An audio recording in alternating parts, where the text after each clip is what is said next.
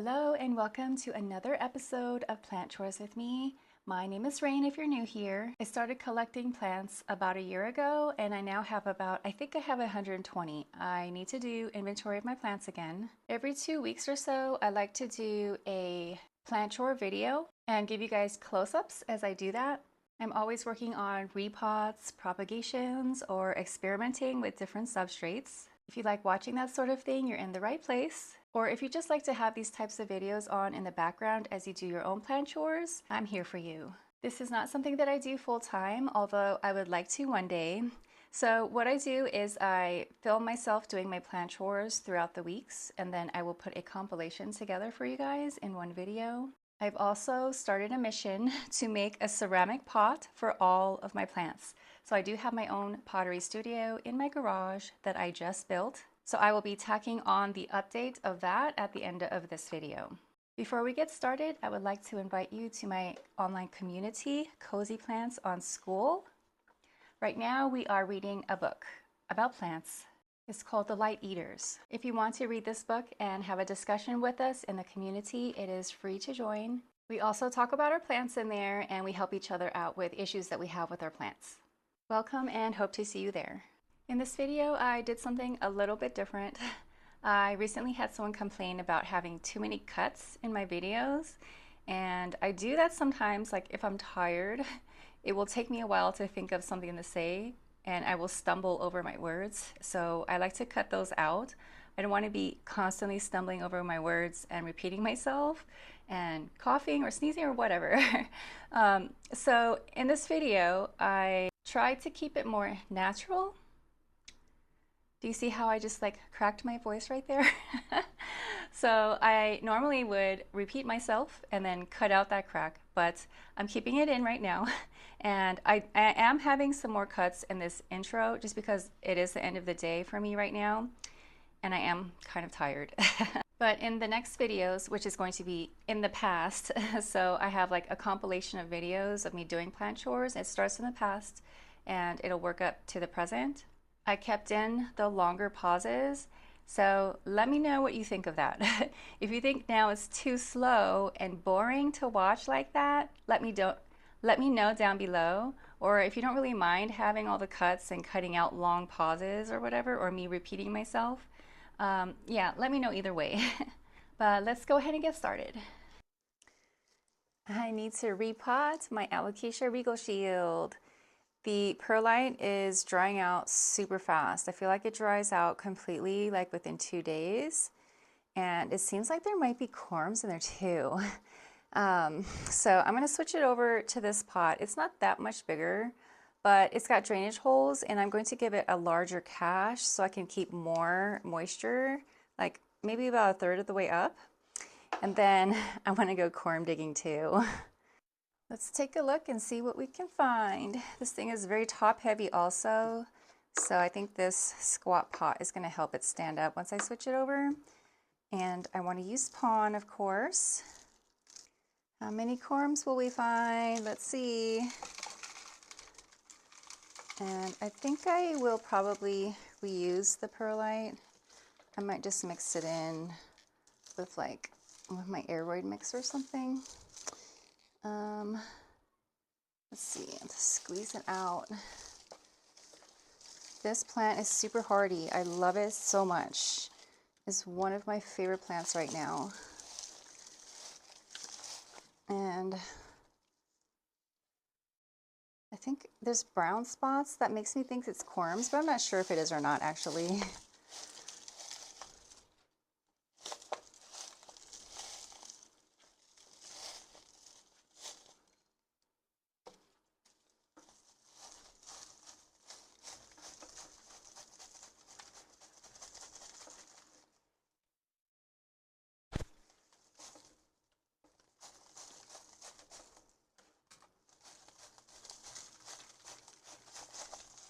Ta-da! Okay, so those black things were roots, so maybe no corms.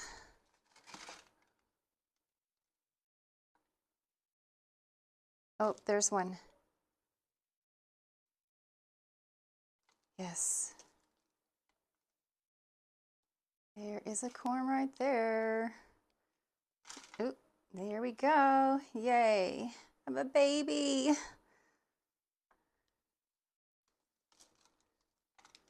There's another one. It's small, so I'll just leave it.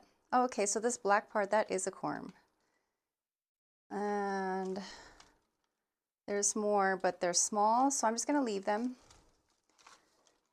Try to get the perlite out as much as I can so I can switch it over to pond.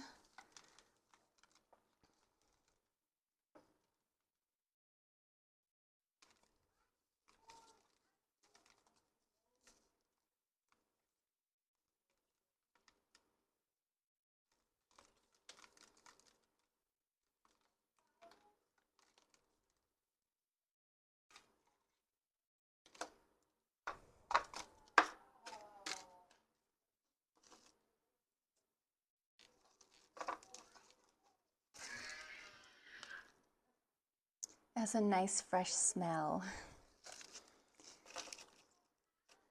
I think this is the perfect size pot for this right now. Can you see that? Yes. It has a little bit of room for growth. So now I'll just fill in around with my pond.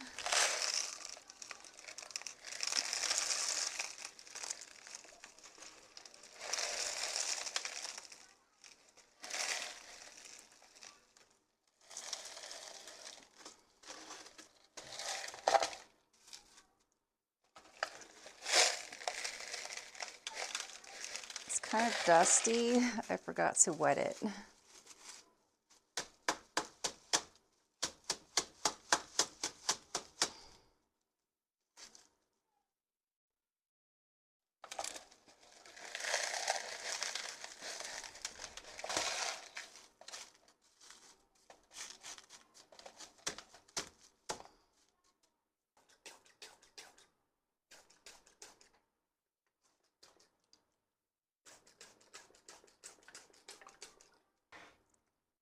Ta-da! It's standing up by itself now. No longer top heavy. The squat pot is helping. I want to fill a little bit more pond in just to make sure it's totally secure. And let's see if there are any air pockets in there. My plants always go crooked.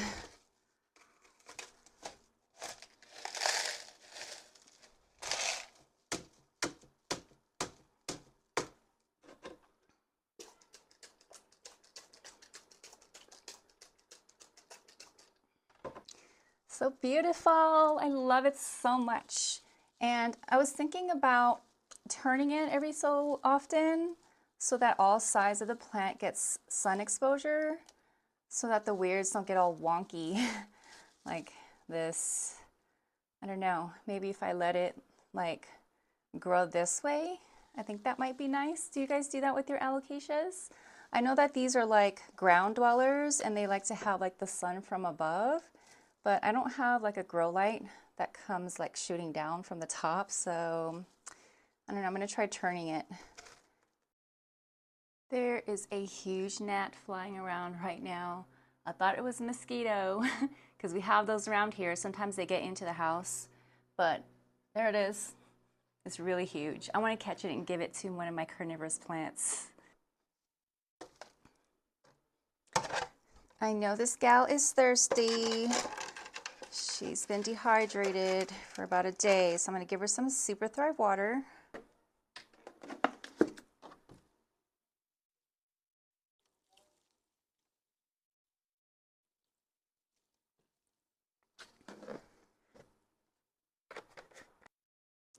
Now she's ready to take on the world. I'm going to go put her back in her home. What's next? Got lots of plant chores. My precious corm baby is going into the prop box.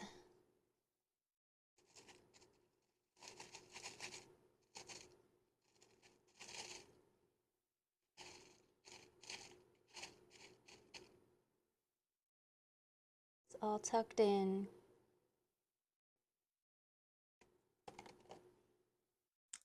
This thing is so wobbly. I do not think that this plant likes to live in pond. So I'm going to propagate it, and I might take this out and repot it into something else, but I don't know what. Maybe just soil. So let me just get a propagation that has like an aerial root. So there's the aerial root, and there's a leaf right here. So I'm going to cut just above this leaf so they don't have to cut the leaf off. And I'll just let this scab over. As you can see, there was a leaf that was trying to come out, but it turned brown. I think it died. So this plant needs to be rescued from the pond. And I'm going to propagate it in water. Okay, let's see if this Mini Monstera has grown any roots. I don't know how many weeks it has been. I'll take a look at the footage and maybe I can put it on screen. But let's see. So here's one. There's no roots yet. I don't know if you can see that. Let me zoom in a little bit. So like you can see the aerial root right there, but it has not grown any roots yet. So this is the most recent one. And then I had taken another one off earlier. So let me just see if this one has any roots yet. It's hard to tell because my philodendron I know does have roots. So let's see. Okay, good. Wait, no. That's from my philodendron.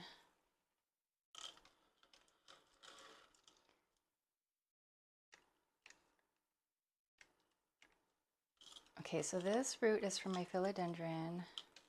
I feel like this is stuck. I wonder if it's intertwined. I don't really see any roots. Actually, maybe there is one big one that's like intertwined. I don't want to break it.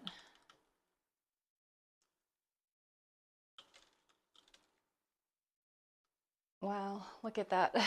I need to repot this.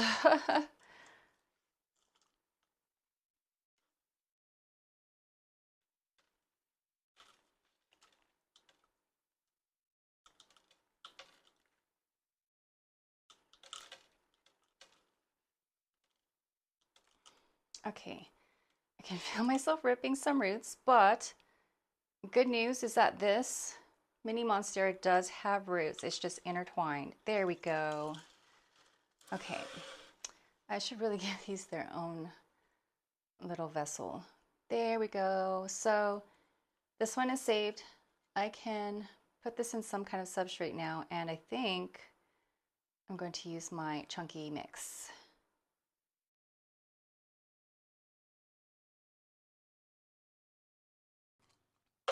Plastic for now until I get all my ceramic pots done. But my chunky mix is all ready to go. This was mixed a long time ago. So let me just get some in here.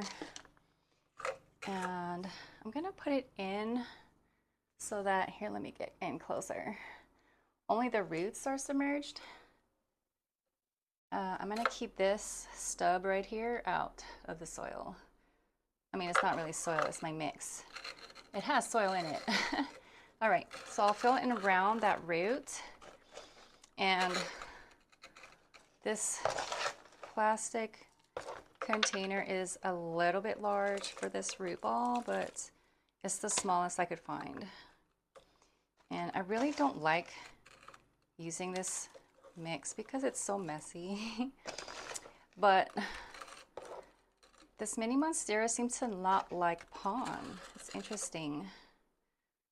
So we'll see how it does in this chunky mix because I have not tried to grow it in this mix yet. So I'm curious to see how it does in the long run because it was doing just fine in the pond at first, but in the long run it started to decline.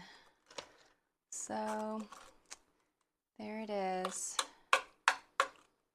and it's kind of top heavy. I might have to use something to keep it secure because the root ball is so small.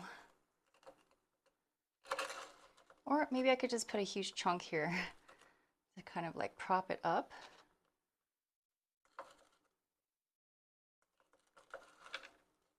There.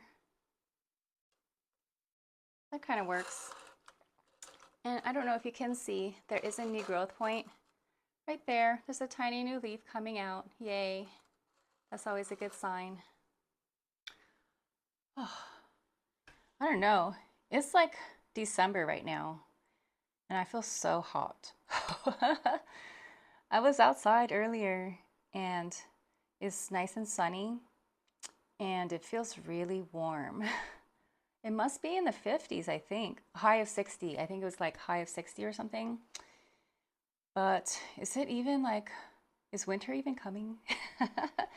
I'm sure it's going to get cold soon, but I'm sweating right now. All right, so I finally got my Mini Monstera potted up. And if you guys have been watching me from the beginning, I know some of you have watched me from the beginning. I've had this Mini Monstera for a very long time, like a year. It was one of my very first plants ever, and I have been experimenting with it. And I've had to chop it so many times to start it over because I keep like almost losing the plant. So hopefully it's going to do well in this chunky mix and I won't have to chop it anymore. So we'll see how it goes. I will definitely keep you guys updated in the future. And wish us luck. But I need to give it some Super Thrive water, and luckily I just happen to have a cache that fits perfectly, so let me feed it. So I feel like it's important to say that because this was a water propagation, I need to keep this mix like sopping wet for 2 weeks, at least 2 weeks, until the plant grows roots that can get the moisture from the soil, because right now it has water roots. So I need to give it time to grow soil roots. So I've got some cleanup to do now, and this is going to live on the shelves behind me where it has been. So it's got grow light back here. Something curious is happening with my Hoya latifolia. Can you guys see the neon color that's happening on these leaves? And here's an interesting leaf that is emerging from my philodendron white princess. It is pure white. This is what it looks like now.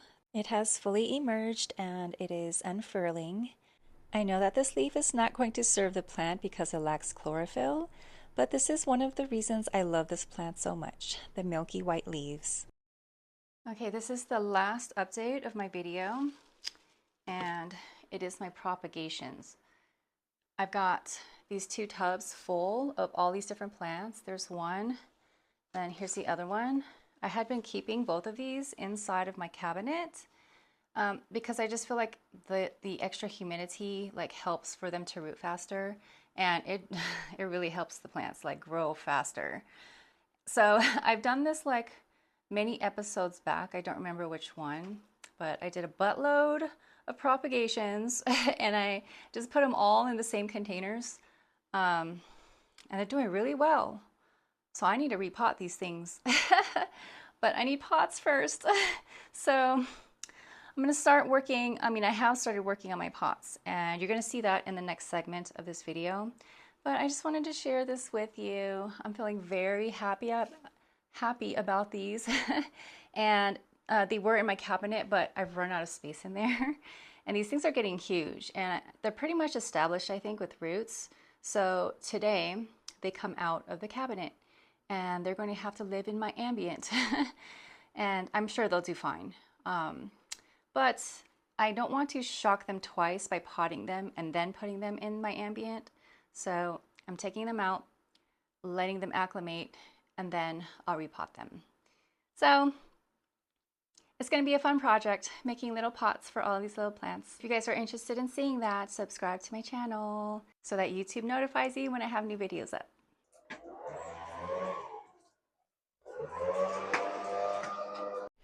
I live in a very loud neighborhood, so I'm mixing up butter, my newest glaze. I've got some cleanup to do in my studio.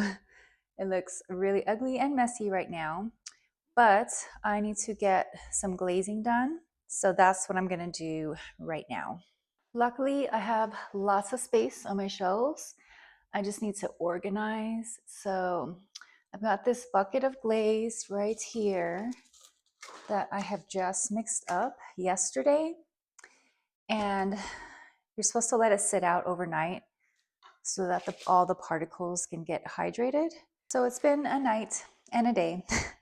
So I'm pretty sure the particles are hydrated by now, but I need to add more water and I need to measure the density.